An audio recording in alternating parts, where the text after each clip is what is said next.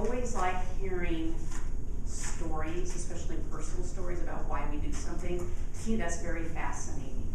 And we got that with your speech here. I want to back up a minute and share with everyone what you wanted me to look for when evaluating your speech. Kim wanted me to look for eye contact, hand gestures and movements, see if she hesitated with anything, like I just did, or straight from the topic. Those were the main items that she wanted me to look for.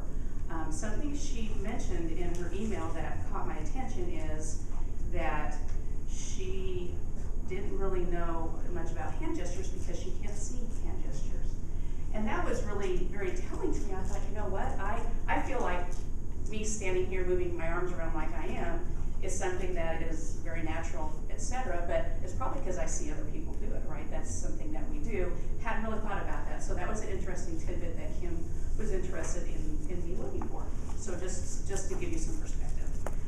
Eye contact, you moved a little bit, your head. But mainly you stayed straight ahead. You had your hands on the podium and you were using your notes. And I think that caused your head to just basically go straight to the back of the room.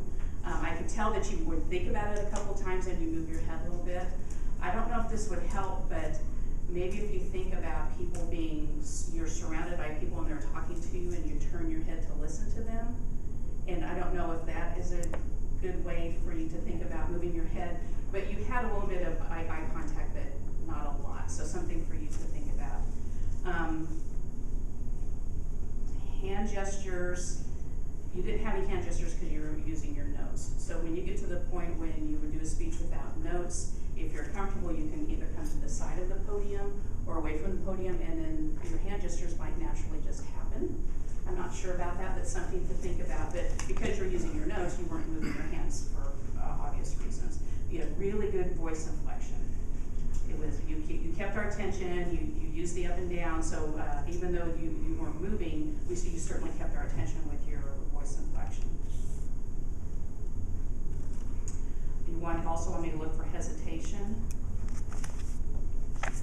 There was no hesitation, but one thing at the end when you're showing us the stylist, move it to the front of the room. We could only see the back of it, so we couldn't see actually the point. So if you could point it towards in front of you so people can see what you use your stylus for, that might have helped visually show us what the stylus is about.